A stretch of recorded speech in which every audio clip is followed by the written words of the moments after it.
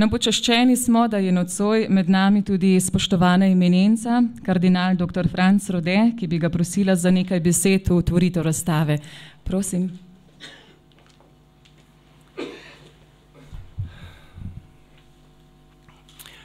Naš znani pisatelj Drago Jančar je nekje zapisal: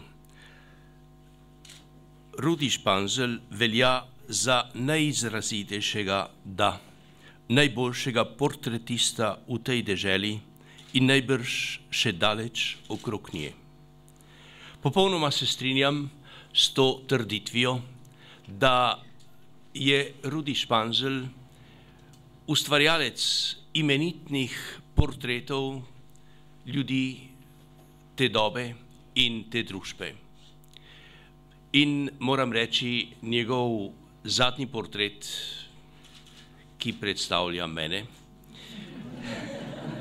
je umetnina, ki jo boste nedvomno vsi lahko občudovali in pritrdili Dragu Jančarju in meni, da je Rudi Španzel v resnici med najboljši, najizrazitejši portretist v tem trenutku v slovenski deželi.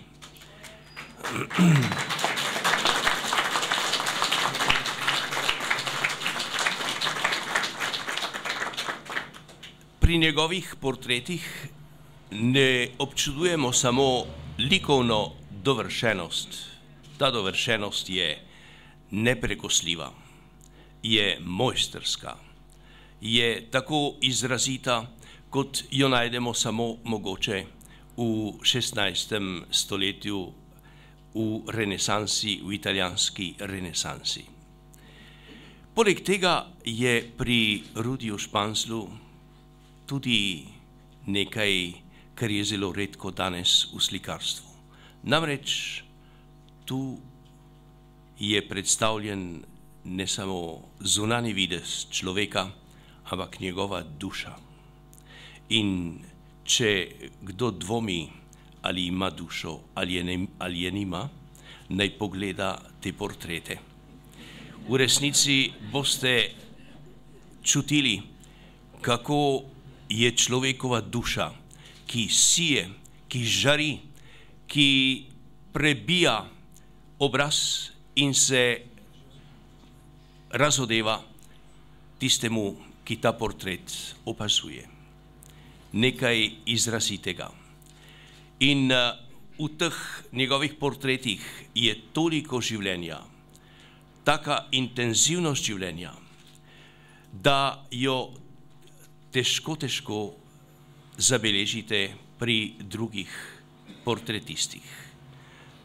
V resnici moram reči, da ko sem pred nekaj meseci, pred 2 mesecema v Rimu gledal razstavo o rimskih kardinalih in ko sem videl portret Rafaela, ki ga je naredil Rafaelo, o kardinalu Farneseju, ki je potem postal papež Pavel III, sem videl isto intenzivnost življenja, kot jo opažam danes na portretih mojstra Rudija Španzla.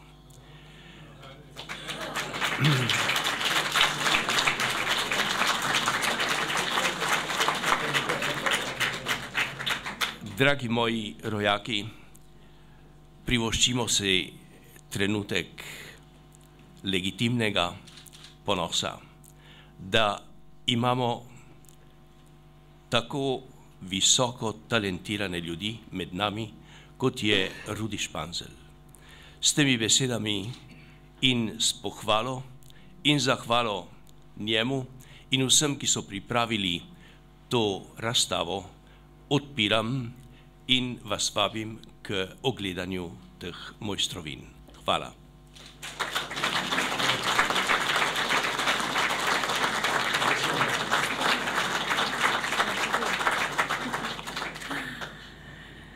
Hvala lepa, spoštovani eminenci, kardinalu dr. Francu Rodetu. Zdaj pa